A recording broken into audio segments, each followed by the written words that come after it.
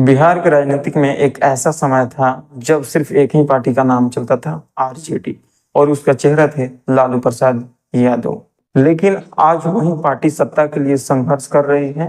तो ऐसा क्या हुआ कि ये पार्टी धीरे धीरे कमजोर होती चली गई। इस कहानी का शुरुआत होता है 90 के दशक में। उस समय बिहार में जाति के नाम पे बहुत ज्यादा असमानता थी और लालू प्रसाद यादव ने सामाजिक न्याय का नारा दिया और पिछड़े वर्ग, दलित और मुस्लिम को एक साथ जोड़ दिया।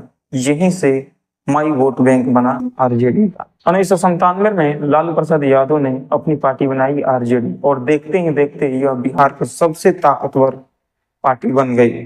1997 से 2005 तक यह बिहार में सबसे मजबूत पार्टी रही। इस दौरान कुछ बड़ी समस्या भी सामने आने लगा।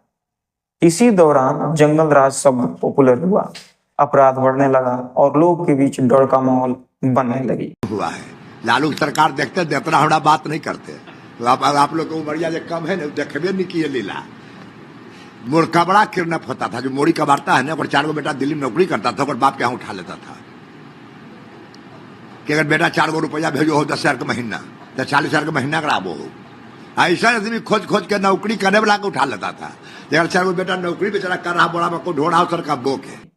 फिर न्याय व्यवस्था पूरी तरह से हिल गई थी। उसके बाद दूसरी समस्या थी सड़क, शिक्षा और रोजगार। तीसरी समस्या थी चारा घोटाला। चारा घोटाला ने सरकार की छवि को गहरा नुकसान पहुंचाया। ताकत अभी 1 साल पहले जब से चारा घोटाला की जांच हुई है, शुरू हुई थी जब, और पार्लियामेंट का इलेक्शन हुआ है, ये लालू यादव के नेतृत्व में मात्र 22 लोग लोकसभा में आ सके।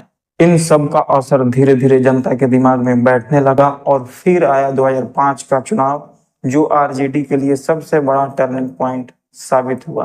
फिर नीतीश कुमार इस चुनाव में आए और कानून व्यवस्था और न्याय की मुद्दा बनाकर चुनाव लड़े।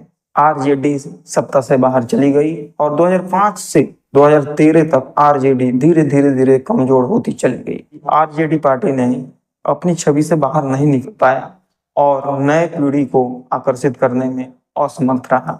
2010 के चुनाव में इसे काफी बड़ा हार की सामना करनी पड़ी। लेकिन फिर आता 2015 में आरजेडी और नीतीश कुमार दोनों मिलकर चुनाव लड़ते हैं और फिर एक बार आरजेडी सत्ता में आ जाती है।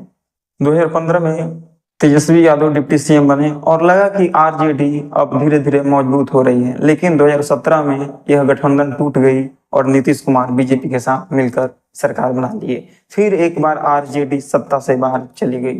और पलटू चाचा के बारे में हम क्या बोले? ऐसा कोई सगा नहीं जिसको हमारे चाचा ने ठगा नहीं।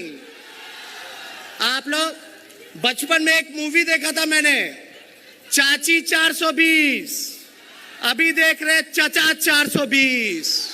आज आरजेडी का चेहरा है तेजस्वी यादव, जो युवा हैं और बेरोजगारी जैसे मुद्दे को उठा रहे हैं। लेकिन इनके सामने कई चुनौतियां भी सामने हैं, जैसे पार्टी के पुराने छविवारवाद और मजबूत संगठन की कमी। अगर हम पूरी कहानी को समझे तो आरजेडी का डाउनफॉल एक दिन में नहीं हुआ। इसकी शुरुआत 1997 से 2005 में भी हो गई थी, जब गवर्नेंस और इमेज खराब हो गया था। 2005 में सत्ता जाने के बाद यह गिरावट तेज होती चली गई। 2025 के बिहार विधानसभा चुनाव देखा जाए तो आरजेडी ने 143 सीट पर लड़ा, लेकिन इसको सिर्फ और सिर्फ 25 सीट मिला। यह सबसे बड़ी आरजेडी का हार थी।